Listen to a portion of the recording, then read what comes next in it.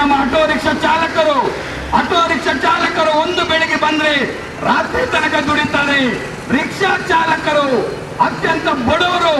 ಅವರು ಸರ್ಕಾರಕ್ಕೆ ಕಟ್ಟಕ್ಕಂತ ತೆರಿಗೆ ಹಣ ಎಷ್ಟು ಗೊತ್ತಾ? ಪ್ರತ್ಯಕ್ಷವಾಗಿ ಪರೋಕ್ಷವಾಗಿ 3ರಿಂದ 3.5 ಸಾವಿರ ಕೋಟಿ ರೂಪಾಯಿ ಇವತ್ತು ರಾಜ್ಯ ಸರ್ಕಾರದ ಬೊಕ್ಕಸಕ್ಕೆ ಹೋಗುತ್ತೆ.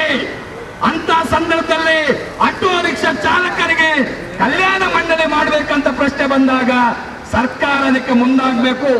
ಇಲ್ಲಿ ತನಕ ರಿಕ್ಷಾ ಚಾಲಕರಿಗೆ ಒಂದು ಕಲ್ಯಾಣ ಮಂಡಳಿ ಇಲ್ಲ, ಅವರ ಮಕ್ಕಳಿಗೆ ವಿದ್ಯಾಭ್ಯಾಸಕ್ಕೆ ಪ್ರೋತ್ಸಾಹ ಇಲ್ಲ, ಅವರಿಗೆ ಮನೆ ಇಲ್ಲ, ಮನೆ ಕಟ್ಕೊಡ್ತಕ್ಕಂಥ ಯೋಜನೆ ಇಲ್ಲ, ಅವರಿಗೆ ಆರೋಗ್ಯಕ್ಕೆ ಸಮಸ್ಯೆ ಆದ್ರೆ ಅದಕ್ಕೆ ವ್ಯವಸ್ಥೆ ಇಲ್ಲ, ಅಥವಾ ನಾಳಿನ ದಿನ ಪ್ರಾಣಕ್ಕೆ ಅಪಾಯ ಆದ್ರೆ ಅವರಿಗೆ ಪರಿಹಾರನೂ ಇಲ್ಲ. ಇದು ಕೇವಲ ಆಟೋ ರಿಕ್ಷಾ ಚಾಲಕರ ಪ್ರಶ್ನೆ ಅಲ್ಲ. ಇವತ್ತು ಕೋಟ್ಯಾಂತರ ಸಂಖ್ಯೆಯಲ್ಲಿ ದುಡಿತಕ್ಕಂತ ಕಾರ್ಮಿಕರ ಪ್ರಶ್ನೆ ಇದೆ. ಇಂಥ ಕಾರ್ಮಿಕರಿಗೆ ನ್ಯಾಯ ಒದಗಿಸಿಕೊಡ್ಬೇಕಾದದ್ದು ಯಾರು? ಸರ್ಕಾರ ಮಾಡಬೇಕು. ಆದ್ರೆ ಸರ್ಕಾರ ಏನು ಮಾಡ್ತಾ ಇದೆ? ಸರ್ಕಾರ ಕಾರ್ಮಿಕರಿಂದ ಸಂಗ್ರಹ ಆಗ್ತಕ್ಕಂತ ಎಲ್ಲಾ ಹಣವನ್ನ ಲಪ್ತಾಯಿಸಲಿಕ್ಕೆ ನೋಡ್ತಾ ಇದೆ. ಕಟ್ಟಡ ಕಾರ್ಮಿಕರ ಕಲ್ಯಾಣ ಮಂಡಳಿಯಲ್ಲಿ ಕರ್ನಾಟಕದಲ್ಲೇ 10,000 ಕೋಟಿ ರೂಪಾಯಿ ಹಣ ಇದೆ. 10,000 ಕೋಟಿ ರೂಪಾಯಿ. ಈ ಹಣವನ್ನ ದುರುಪಯೋಗ ಮಾಡಲಿಕ್ಕೆ ನೋಡ್ತಾರೆ ಹೊರತು ಕಟ್ಟಡ ಕಾರ್ಮಿಕರಿಗೆ ಕೊಡಬೇಕಂತ ಬರ್ತಾ ಇಲ್ಲ. ಬೀಡಿ ಕಾರ್ಮಿಕರ ಸಂಕಷ್ಟ ಒಂದ್ ಕಡೆ ಇದೆ.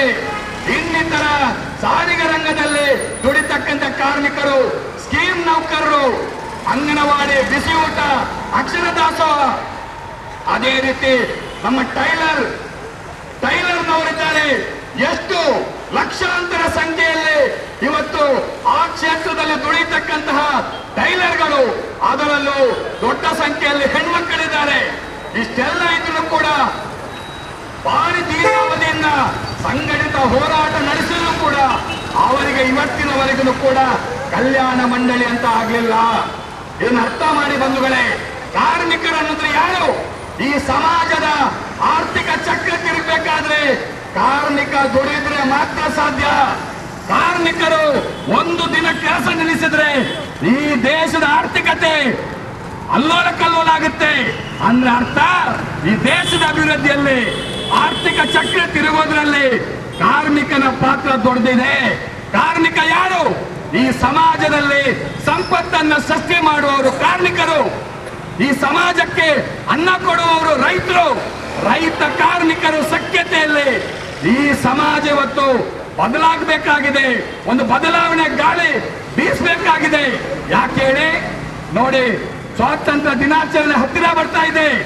ಈ ದೇಶದ ಸ್ವಾತಂತ್ರ್ಯ ಉಳಿಬೇಕು, ಪ್ರಜಾಪ್ರಭುತ್ವ ಉಳಿಬೇಕು, ಈ ದೇಶದ ಸಂವಿಧಾನ ಉಳಿಬೇಕು, ರಕ್ಷಣೆ ಆಗ್ಬೇಕಂತೇಳಿ ಇವತ್ತು ಕಾರ್ಮಿಕ ವರ್ಗ ಒಂದಾಗಿ ಹೋರಾಟಕ್ಕೆ ಇಳಿದಿದೆ. ನಾವು ಇವತ್ತು ಪ್ರತಿಜ್ಞೆಯನ್ನು ಸ್ವೀಕಾರ ಮಾಡ್ತಾ ಇದ್ದೀವಿ. ಈ ದೇಶ ನಮ್ದು. ಈ ದೇಶ ಅಂಬಾನಿದಲ್ಲ, ಅದಾನಿದಲ್ಲ, ಟಾಟಾ ಬಿರ್ಲರದ್ದು ಅಲ್ಲ. ಈ ದೇಶ ದುಡಿದು ತಿಂತಕ್ಕಂತ ದುಡಿಯುವ ವರ್ಗದ್ದು. ಆದ್ರಿಂದ ಈ ದೇಶದ ಸಂಪತ್ತು ಸೇರಬೇಕಾದದ್ದು ಕಾರ್ಮಿಕ ವರ್ಗಕ್ಕೆ, ರೈತಾಪಿ ಜನತೆಗೆ. ಇದನ್ನ ನೀವು ಅರ್ಥ ಮಾಡಬೇಕು ಬಂಧುಗಳೇ. ಆದ್ರಿಂದ ನೋಡಿ, ಈ ಸರ್ಕಾರದ ನೀತಿಗಳನ್ನ ಹಿಮ್ಮೆಟ್ಟಿಸುವುದರ ಜೊತೆಗೆ ಈ ದೇಶವನ್ನ ರಕ್ಷಣೆ ಮಾಡತಕ್ಕಂಥ ಕೆಲಸವನ್ನ ನಾವು ಇವತ್ತು ಮಾಡ್ತಾ ಇದ್ದೇವೆ. 1ರಿಂದ ಪ್ರಚಾರಾಂದೋಲನ ಆಗಿ 14ನೇ ತಾರೀಕಿನಂದು ಸ್ವಾತಂತ್ರ್ಯದ ಮುನ್ನಾ ದಿನ ದೇಶದ ಎಲ್ಲಾ ಜಿಲ್ಲಾ ಕೇಂದ್ರಗಳಲ್ಲಿ ಅಹೋರಾತ್ರಿ ಧರಣಿ ಇದೆ. ಅಹೋರಾತ್ರಿ ಧರಣಾಗಿ ರಾತ್ರಿ ಹೊತ್ತು ಈ ದೇಶದ ತ್ರಿವರ್ಣ ಧ್ವಜವನ್ನ ಹಾರಾಟ ಮಾಡುವ ಮೂಲಕ ಸ್ವಾತಂತ್ರ್ಯ ದಿನಾಚರಣೆಯನ್ನ ಈ ದೇಶದ ಕಾರ್ಮಿಕ ವರ್ಗ ಆಚರಣೆ ಮಾಡಲಿಕ್ಕಿದೆ ಬಂಧುಗಳೇ. ಅಂದು ಈ ದೇಶದ ಲೂಟಿ ಮಾಡಿರ್ತಕ್ಕಂಥದ್ದು ಬ್ರಿಟಿಷ್ ಸಾಮ್ರಾಜ್ಯಶಾಹಿಗಳು.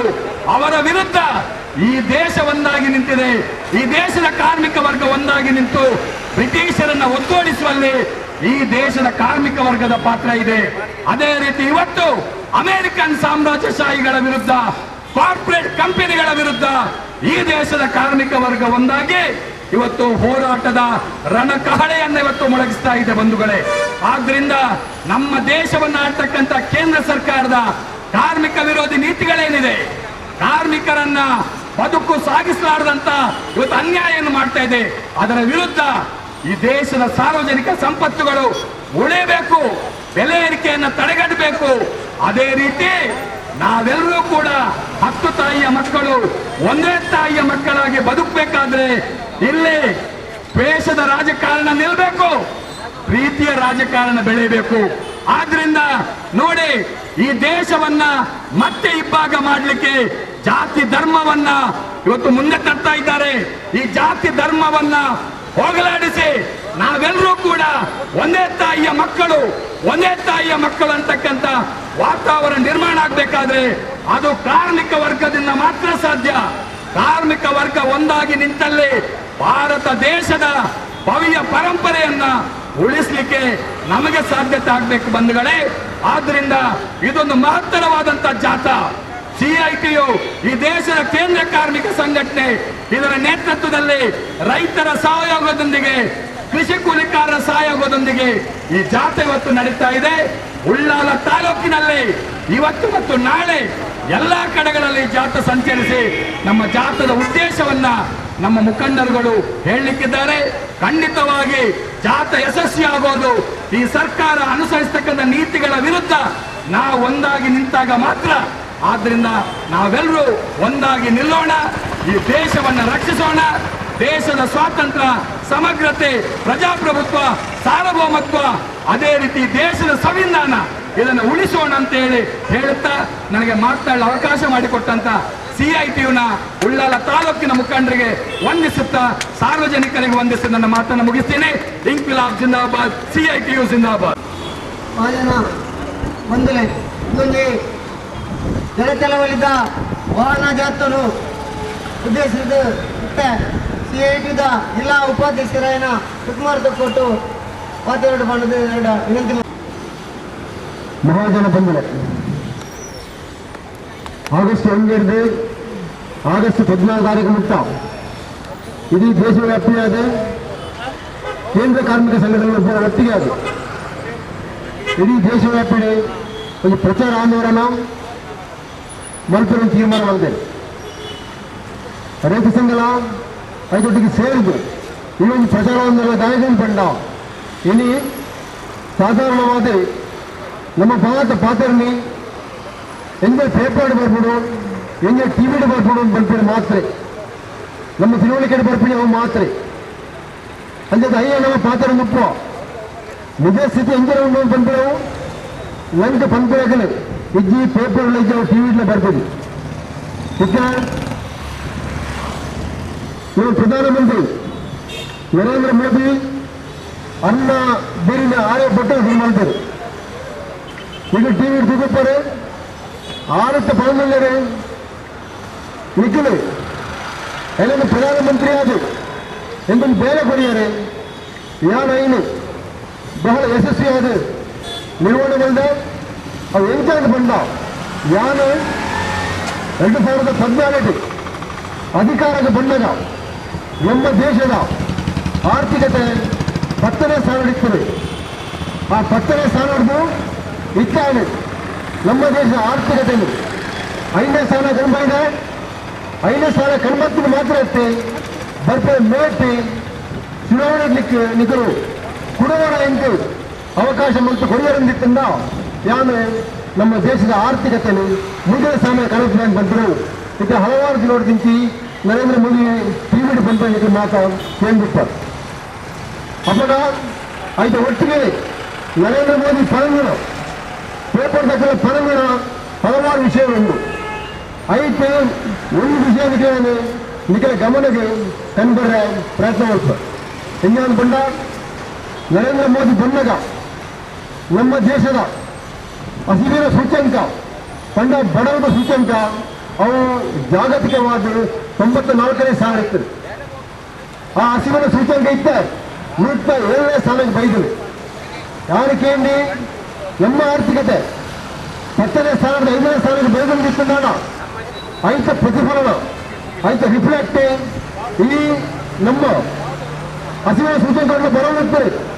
ಅವರು 94 ಸ್ಥಾನವನ್ನು 74 ಸ್ಥಾನದ 70 ತಿಂತು ಮಾಡಿರ್ತಾರೆ.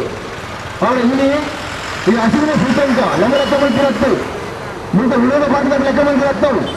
ಅವು ಜಾಗತಿಕ ಸಮಸ್ಯೆ ಲೆಕ್ಕ ಮಾಡ್ತಿರವು.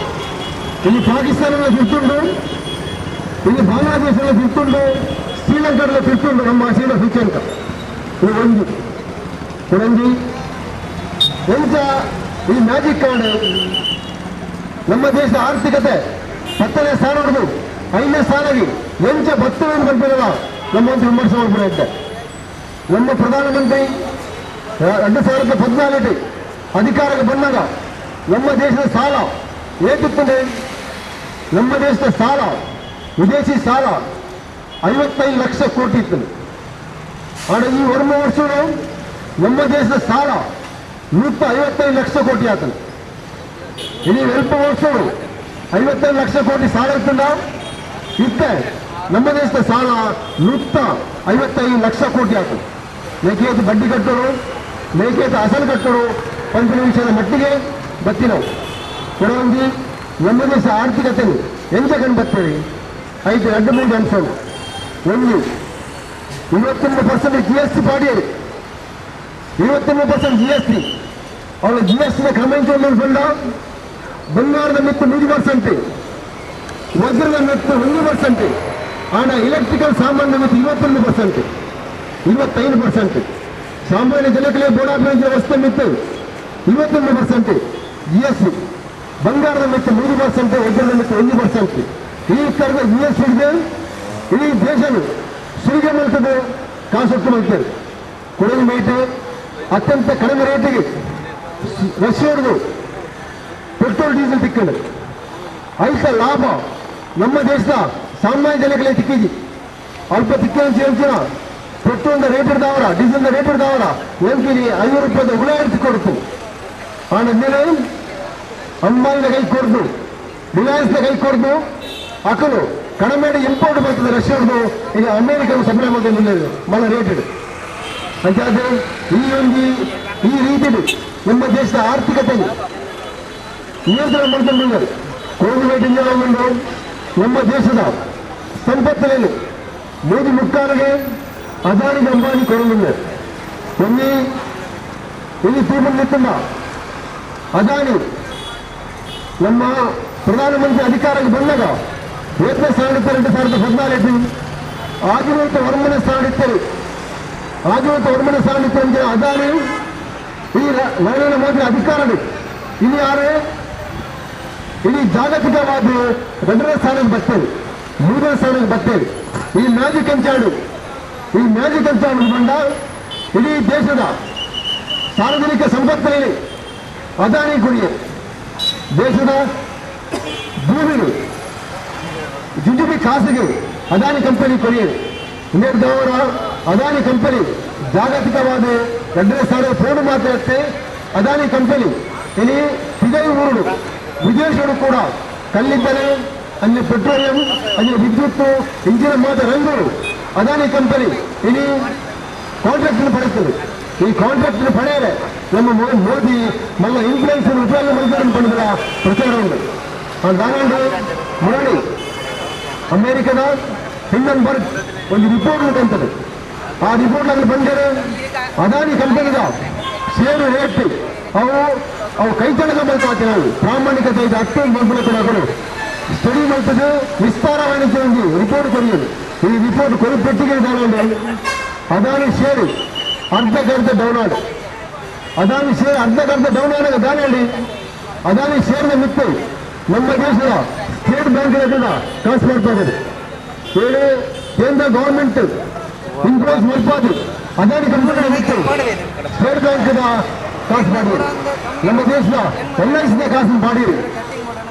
ಅವು ಏಕಾಏಕಿ 100% ಡೌನ್ ಆದಾಗ ನಮ್ಮ ಆ ಶೇರ್ ರೇಟ್ ಡೌನ್ ಆದಾಗ ನಮ್ಮ ಸ್ಟೇಟ್ ಬ್ಯಾಂಕಿಂಗ್, ನಮ್ಮ PF, ನಮ್ಮ ಸಾರ್ವಜನಿಕ ರಂಗದ ಹಣಕಾಸು ವ್ಯವಸ್ಥೆ ಪಾಲ್ಗೊಂಡಿನ ಅಂದರೆ LIC ಪಾಲ್ಗೊಂಡಿನ ಪೂರಾ ಕಾಸದ ರೇಟ್ ಅರ್ಧಕ್ಕರ್ಧ ಕಮ್ಮಿ ಆಗಿದೆ ಶೇರ್ ರೇಟ್. ಇಲ್ಲಿ ಅದಾನಿ ಕಂಪನಿಯ ಶೇರ್ನ ವಿದೇಶಿ ಬ್ಯಾಂಕ್ಗಳು ಅಡೋದಿಯ ರೆಡಿ ಇದ್ದೀರಿ. ಸಾಮಾನ್ಯ ಕಮಾಂಡು ವಿದೇಶಿ ಬ್ಯಾಂಕ್ಗಳು ಸಾಲ ಕೊಂಡಾಗ ಎಂದ ರೀತಿಯ ರೇಟ್ ಉಪರಂತಿನ ಶೇರ್ನು ಅಡೋದಿಯ ರಾಪು ಆಗ ಇಲ್ಲಿ ವಿದೇಶಿ ಬ್ಯಾಂಕ್ಗಳು ಅದಾನಿ ಕಂಪನಿಯ ಶೇರ್ನು ಅಡೋದಿಯ ಒಪ್ಪಂದಿದ್ದಾರೆ. ಅಂತಾದ್ರೆ ಇಲ್ಲಿ 200 ಮಿಲಿಯನ್ బిఎస్ ద్వారా విక్రయించిన అదాని కంపెనీ 100 అర్ధ గంట కమ్మి అది 100కి బయటలు 5 పెట్టుబడిని ఈ దేశದ ಸಾರ್ವಜನಿಕ ಉದ್ಯಮಗಳಿಗೆ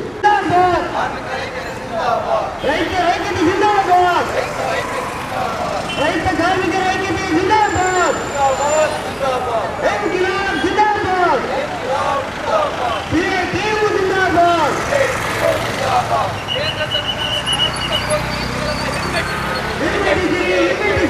ಕೇಂದ್ರ ಸರ್ಕಾರದ ಕಾರ್ಮಿಕ ವಿರೋಧಿ ನೀತಿಗಳನ್ನು ಹಿಮ್ಮೆಟ್ಟಿಸಿರಿ ಸಾರ್ವಜನಿಕ ಉದ್ದಿಮೆಗಳ ಖಾಸಗೀಕರಣ ಬೇಡವೇ ಬೇಡ ಸಾರ್ವಜನಿಕ ಉದ್ದಿಮೆಗಳ ಖಾಸಗೀಕರಣ ಬೇಡವೇ ಬೇಡ ಕಾರ್ಮಿಕರ ಐಕ್ಯತೆ ಚಿರಾಯುವಾಗಲಿ ರೈತ ಕಾರ್ಮಿಕರ ಸಖ್ಯತೆ ಚಿರಾಯುವಾಗಲಿ ರೈತ ಕಾರ್ಮಿಕರ ಸಖ್ಯತೆ ಚಿರಾಯುವಾಗಲಿ ಇನ್ಕ್ಲಾಬ್ ಜಿಂದಾಬಾದ್ ಸಿಐಟಿಯು ಜಿಂದಾಬಾದ್ ರೈತ ಸಂಘ ಜಿಂದಾಬಾದ್ ಸಿಐಟಿಯು ಜಿಂದಾಬಾದ್ ಮತ್ತೆ ನನ್ನ ವಾಹನ ಸತ್ತ ಇನಿ ತೊಕ್ಕೊಟ್ಟಿರೋ ಉದ್ಘಾಟನೆ ಆದ ಇನಿ ಬಯ್ಯಮುಟ್ಟ ಉಡಿಪೋಡು ಅಕ್ಕಯ್ಯಂಡು 5 ಕೊಂಬು ತೊಕ್ಕೊಟ್ಟಿನ ಹೊರಪೇಟೆ ಈ ಸಂದರ್ಭಗಳು ಈ ಒಂಜಿ ವಾಹನ ಜಾತ್ರೆದ ಈ ಒಂಜಿ ಆಚರಣೆಗೆ ಧನ್ಯವಾದನು ನಮ್ಮ ಸಿಐಟಿದ ಮುಖಂಡರಾಯನ ವಿಲಾಸಿನಿ ಕೊಟ್ಟು ಕೋರಣಿಯ ಬಂದಿದೆ ಇನ್ನೇ ಈ ಜಾತ್ರೆ ಉದ್ಘಾಟನೆ ಬಂದಿನ ಎಂಚಿನ ರೈತ ಸಂಘದ ಜಿಲ್ಲಾ ಮುಖಂಡರಾಯನ ಕೃಷ್ಣಪ್ಪ ಸಾಲಿಯವರಿಗೆ ಧನ್ಯವಾದ ಕೊಡ್ತೇನೆ ಅಂಚನೆ ಇಂದ್ರನ ಉದ್ದೇಶಿಸಿದ ಪಾತ್ರೆಯನ್ನ ಸಿಐಟಿಯುದ ಪ್ರಧಾನ ಕಾರ್ಯದರ್ಶಿ ಕಾಮ್ರೇಡ್ ಸುನೀಲ್ ಕುಮಾರ್ ಬಜ್ಜರ್ ಪಾತ್ರೆಗೆ ಅವರೆಲ್ಲ ಧನ್ಯವಾದ ಕೊಡ್ತೇನೆ ಅಂಚನೆ ಸಿಐಟಿದ ಜಿಲ್ಲಾ ಉಪಾಧ್ಯಕ್ಷರಾಯನ ಕಾಮ್ರೇಡ್ ಸುಕುಮಾರ್ ನಮ್ಮನ್ನು ಉದ್ದೇಶಿಸಿದ ಪಾತ್ರೆಗೆ ಅವರೆಲ್ಲ ಧನ್ಯವಾದ ಕೊಡ್ತೇನೆ ಅಂಚನೆ ಸಿಐಟಿದ ಮುಖಂಡರಾಯನ ಜಯತ್ ನಾಯಕ್ ಜಾತ್ರೆಯುಳ್ಳರು ಅವರೆಲ್ಲ ಧನ್ಯವಾದ ಕೊಡ್ತೇನೆ ಅಂತೆ ಸಿಐಟಿದ ತಾಲೂಕು ಸಮಿತಿದ ಅಧ್ಯಕ್ಷರಾಯನ ಸುಂದರಗೊಪ್ಪಳು ಅವರೆಲ್ಲ ಧನ್ಯವಾದ ಕೊಡ್ಬೇಕು ಈ ಸಮಿತಿ ಸ್ವಾಗತ ಮತ್ತು ಉಪಾಧ್ಯಕ್ಷನ ಸಿಐಟಿದ ಉಳ್ಳಾಳ ವಲಯದ ಕಾರ್ಯದರ್ಶಿ ರೋಜಾಸ್ ಪಟ್ಟಣ ಅವರೆಲ್ಲ ಧನ್ಯವಾದ ಕೊಡ್ಬೇಕು ಅಂಚನೆ ಈ ಜಾತ್ರೆ ಭಾಗವಹಿಸಿದರು ಅಂಚನೆ ಜಿಲ್ಲಾ ಮುಖಂಡರಾಯನ ಪದ್ಮಾವತಿ ಶೆಟ್ಟಿ ಅವರೆಲ್ಲ ಧನ್ಯವಾದ ಕೊಡ್ಬೇಕು ಅಂಚನೆ ಮಾತೆಲ್ಲ ಈ ಜಾತ್ರೆಗೆ ಭಾಗವಹಿಸಿದ ಮಾತೆಲ್ಲ ಮಾಧ್ಯಮದಕ್ಕೆಲ್ಲ ಧನ್ಯವಾದ ಕೊಟ್ಟು ಈ ಜಾತ್ರೆ ತೊಕ್ಕೊಟ್ಟು ಒಳಪಡಿಸಿದ್ದಾರೆ.